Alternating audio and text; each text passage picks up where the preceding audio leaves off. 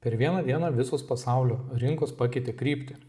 Nesvarbu, ar žiūrėsi į JAV, Japoniją ar globalų indeksą, visur tas pats vaizdas. Staigus šuolis aukštyn. S&P 500 plus 10%, Azijos rinkos beveik 10%, o baimės indeksas krito daugiau negu 25%. Šiame video parodysiu, kur tiksliai tas lūžis įvyko ir kas jį sukėlė. Aptarsime ir naujausius Eurostat duomenis, BVP, valstybės skolą, biudžeto deficitą ir ECB sprendimą ir ką tai reiškia kiekvienam iš mūsų. Na, o pabaigoje patikrinsiu prognozes, kurias daviau kovo apžvalgoje. Ką atspėjau, ko ne ir ką manau apie gegužę. O kad balandį aptarti, turėtumėm pradėti nuo akcijų rinkos, nes čia didžiausi pokyčiai ir vyko. Ir pradėsime nuo S&P 500, vieno iš populiariausių indeksų, pagal kurį galim vertinti, kaip sekėsi didžiausiam Amerikos įmonėm. Aišku, dauguma fondų seka šitą indeksą. Tai jeigu pasižiūrėti grafiką, per mėnesį augimas daugiau negu 9%, beveik 10%. Ir pagrindinis lūžis įvyko iš 7 į 8 balandžio, kada buvo sutartas JAV ir Irano taikos susitarimas tam tikras. Tai per vieną dieną buvo staigus šuolis 2,5–3% ir jisai tęsiasi nuolatos, praktiškai iki mėnesio galo. Tai ta diena, tas pagrindinis rodiklis, kas įtakojo finansų rinkas ir viską, kas vyko balandžio mėnesį, pagrindė buvo 7–8 dienomis įvykęs susitarimas paliaubos vadinamos. Tai S&P 500 augimas 10%, Amerikai tai geros žinios, Amerikos įmonėm tai geros žinios. Nedaug atsiliko ir pasaulio indeksas, jo sudėtis apie 60% sudaro Amerikos akcijos. Tai vėlgi per vieną dieną augimas virš 3%, bet per visą mėnesį praktiškai 8, beveik 9% pasaulio indeksas judėjo į viršų. Vėlgi susiję su ta pačia situacija Amerikos ir Irano paliaubomis. Netaip gerai sekėsi Europoje, nors, kaip matom, per mėnesį augimo beveik nėra, bet tą dieną tarp 7–8 Europos akcijos kilo virš 4%, tačiau to augimo ilgalaikio nebuvo ir į mėnesio antrą pusę kainos šiek tiek nučiuožė į apačią ir Europos mėnesio augimas yra nepilnai 2%. Europą labiausiai paveikė situacija ties Irano Hormuzo sąsiauriu, kaip kitos rinkos galbūt iš to labiau išlošia. Tai Europa labiausiai nukenčia dėl padidėjusių kuro kainų, dėl didėjančios naftos kainos. Šitoje vietoje Europos ekonomika yra mažiausiai atspari. Toliau Skandinavija. Skandinavijos rinka vėlgi ta pati tarp 7–8 dienos kreivė, pokytis į viršų virš 5%, tačiau jeigu pažiūrėt bendrai, šiek tiek geresnis rezultatas negu Europoje, Skandinavijos 40 didžiausių įmonių. Skandinavai šiek tiek turi mažesnę priklausomybę nuo kuro ir naftos produktų negu bendrai Europa ar didžiosios Europos valstybės, tokios kaip Vokietija, Prancūzija, Ispanija, Italija. Tai skandinavai šiek tiek augo daugiau, grubiai virš 6% per mėnesį.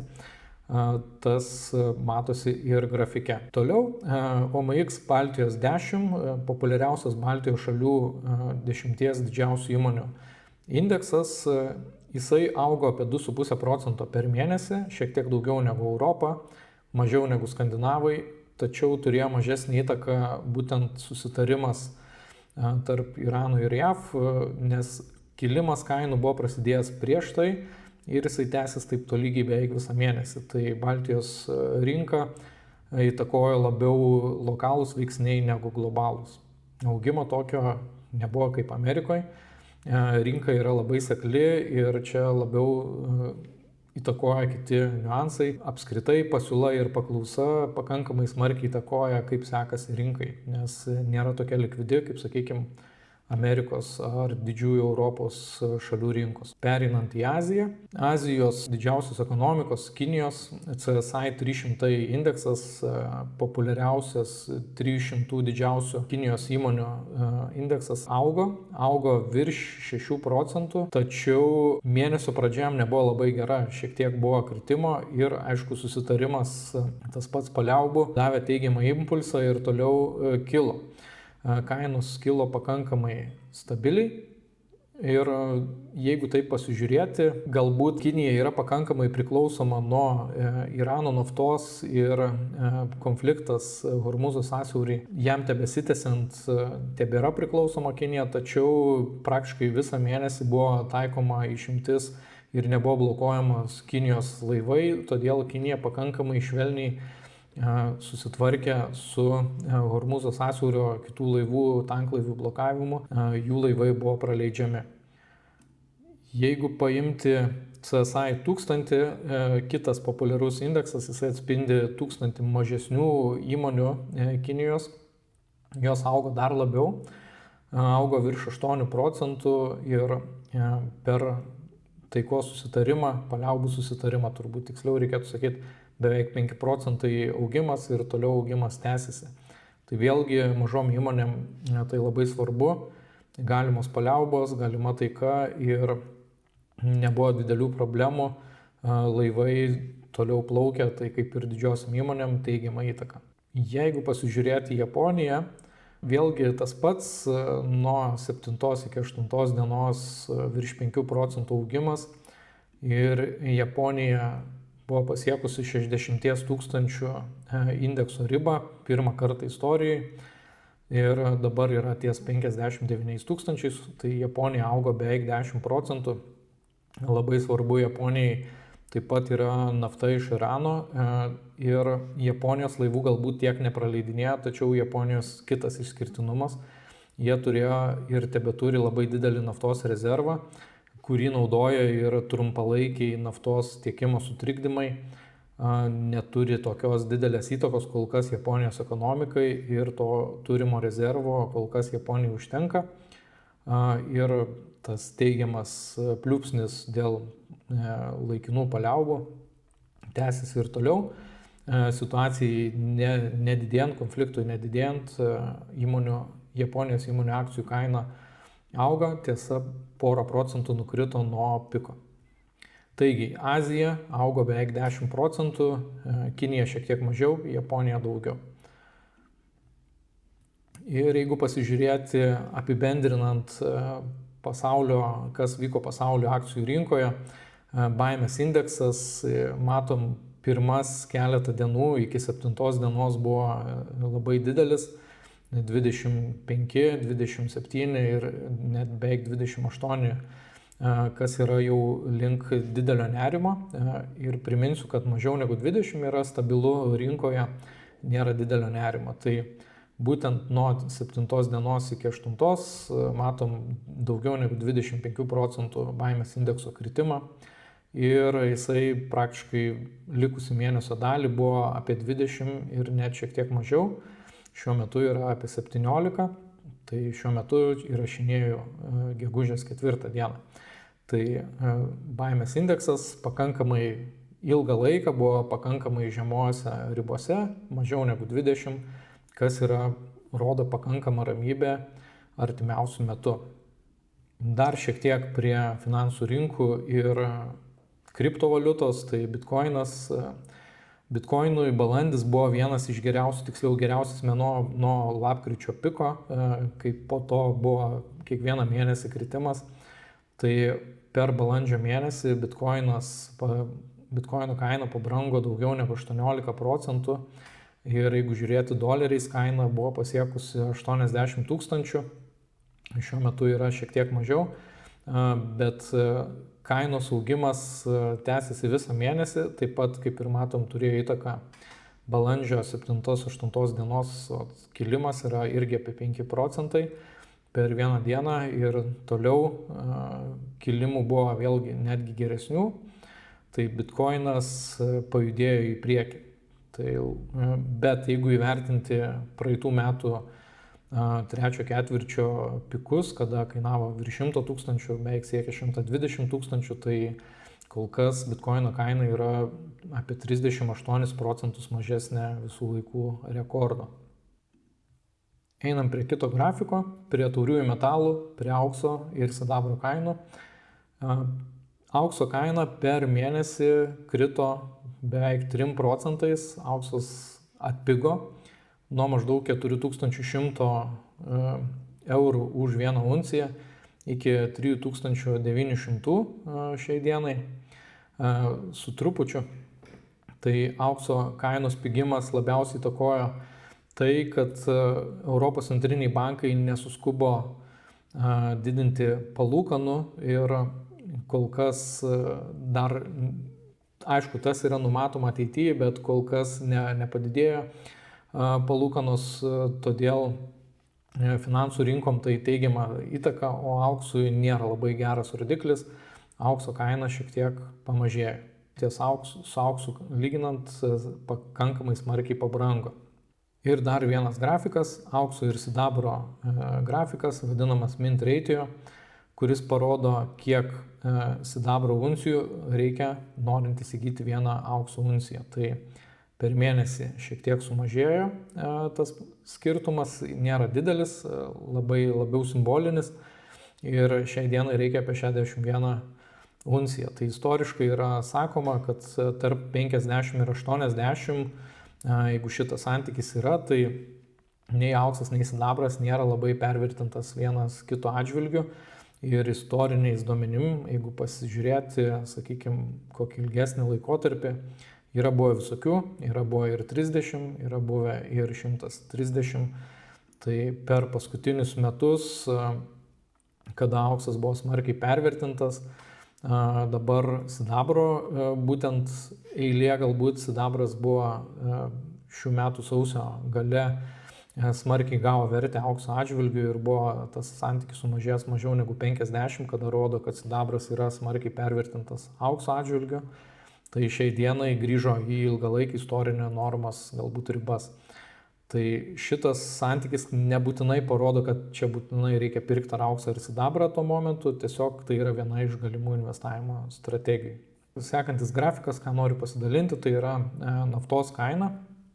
Ir nafta per mėnesį praktiškai nepakito kaina, buvo apie 111, 110 galbūt mėnesio pradžioje ir dabar labai panašiai 111.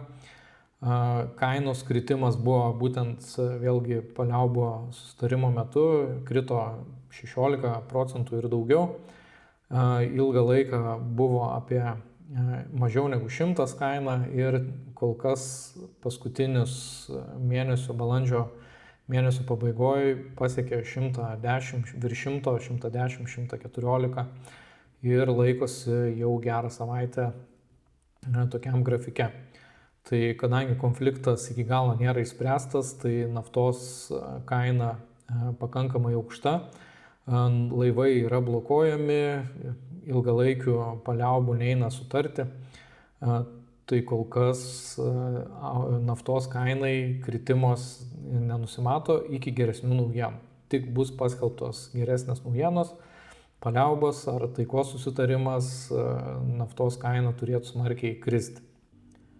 Elektros gamybinė savikaina per balandžio mėnesį smarkiai nukrito lyginant su kovu. Kovo mėnesį vidutinė elektros kilovatvalandės gamybinė savikaina buvo 8,2 euro centai, tai per balandį jinai nukrito iki 5,6 ir dabar kol kas gegužės pradžioje dar šiek tiek mažesnė, aišku, turim daug saulės. Tai pagrindiniai įtakojantis veiksniai balandžio mėnesį buvo labai pakankamai saulėta, pakankamai daug saulės ir pakankamai vėjuota, buvo vėjuotų dienų.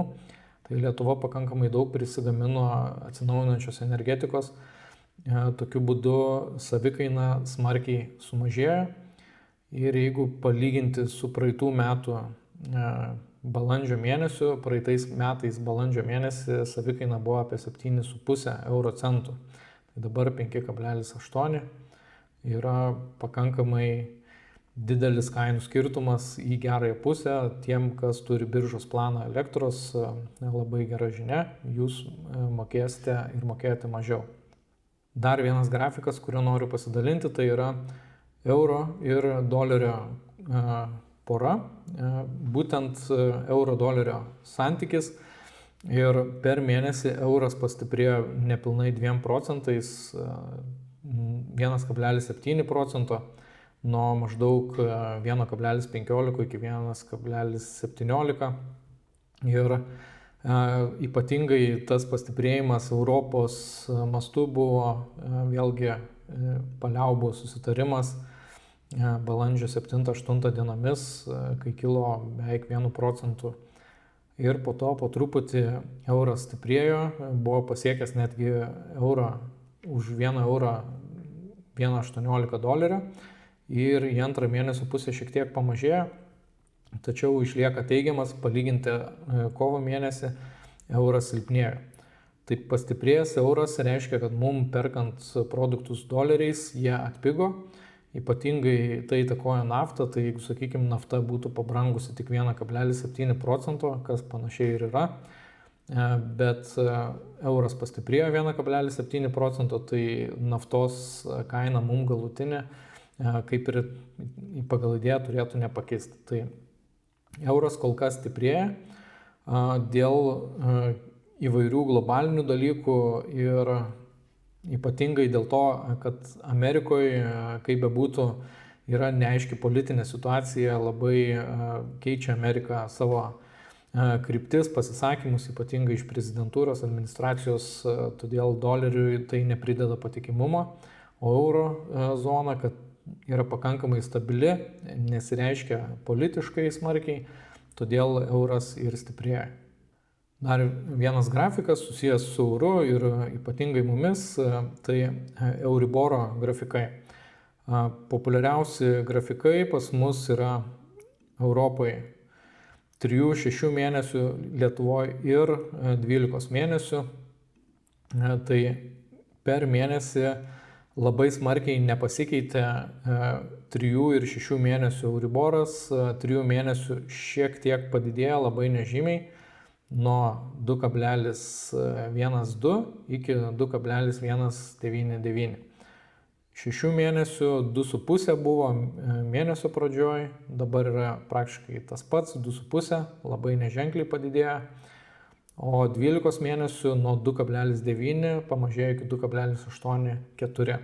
Mažėjantis 12 mėnesių Euribor rodo šiek tiek mažesnį spaudimą į ateitį didėsiančiom palūkanom.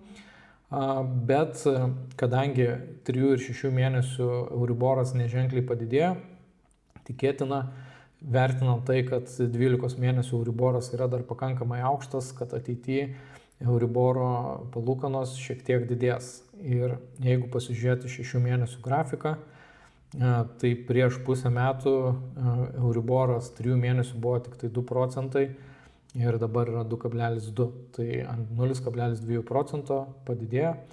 12 mėnesių Euriboras nuo 2,2 padidėjo iki 2, praktiškai 8, 2,9. Tai rodo, kad į ateitį 3 ir 6 mėnesių Euriborai turėtų didėti.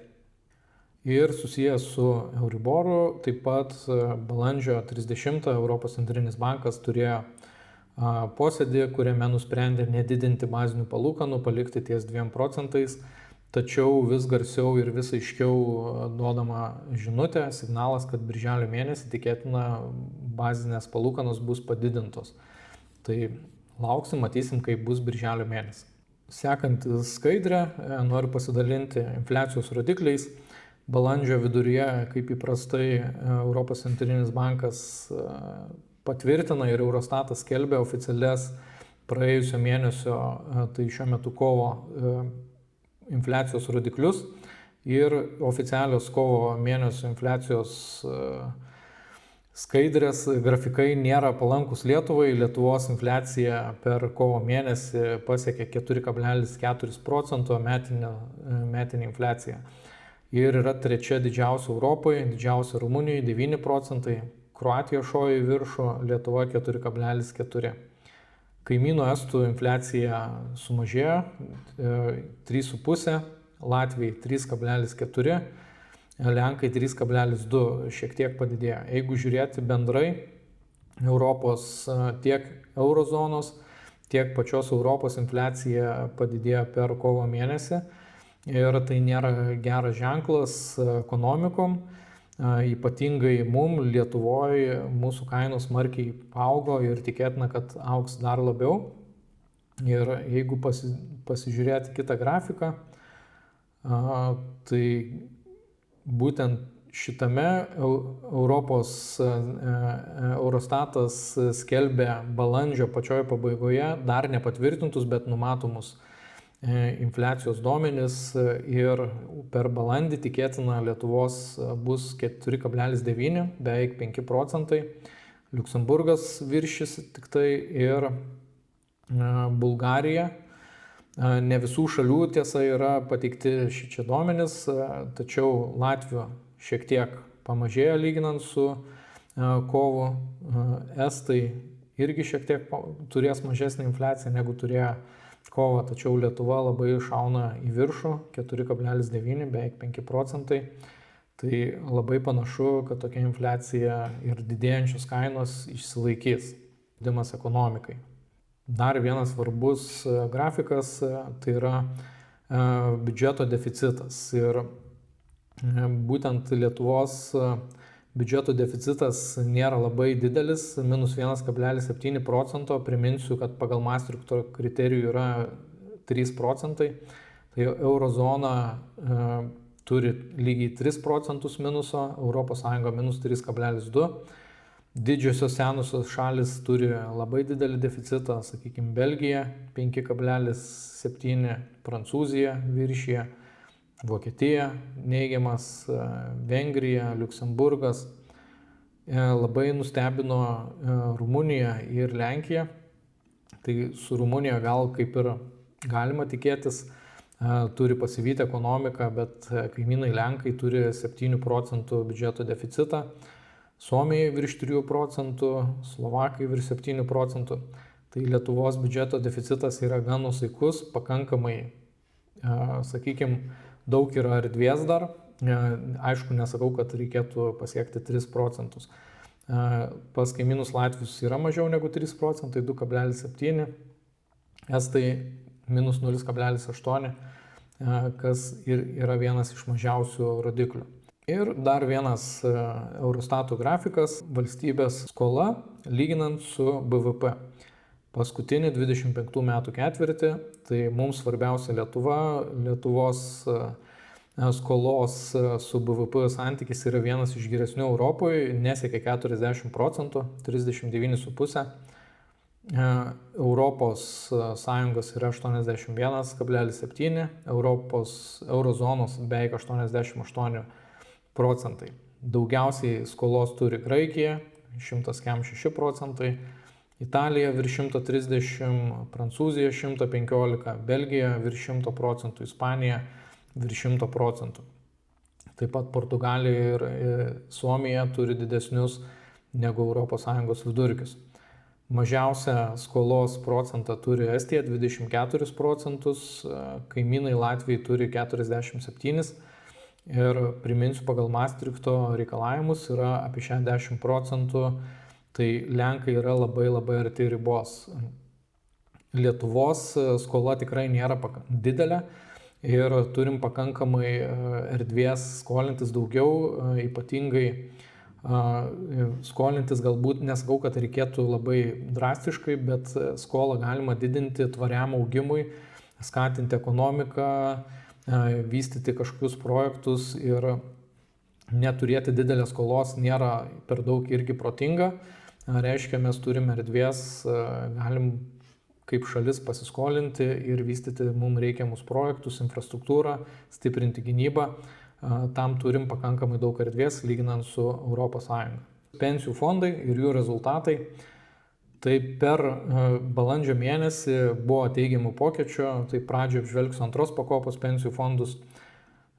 Visus tikrinau šiandien, gegužės 4 dieną ir didžiausią augimą parodė Luminor tikslinės grupės tarp 96 ir 2002 metų gimimo. Tai yra iki 100% investuojama į akcijas, tai imu šitą fondą kaip alternatyvą visom pensijų bendrovėm. Ir kadangi šiek tiek vyresnių žmonių pensijų fondai labai panašia strategija vadovaujasi, jų grąža ir labai artima šitai. Tai antroje vietoje turim GoIndex su 8,8%, SEBas trečioje vietoje 7,8%, Swedbankas 6,6%, tiesa, jie nerodo 30 dienos balandžio grafiko, yra iki 29 dienos, bet didelio skirtumo neturėtų būti. Aljansas prieš paskutiniai 6,43 ir paskutiniai vietoje Artėja pensija 6,27. Nors kovo mėnesį Artėja turėjo geriausią rezultatą, dabar yra paskutiniai, apsikeitė grafikas praktiškai aukštyn kojom.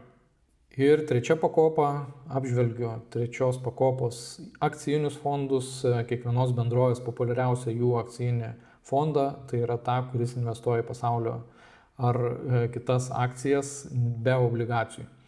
Tai per balandžio mėnesį daugiausiai augo GoIndex pasaulio akcijų fondas beveik 8,8%.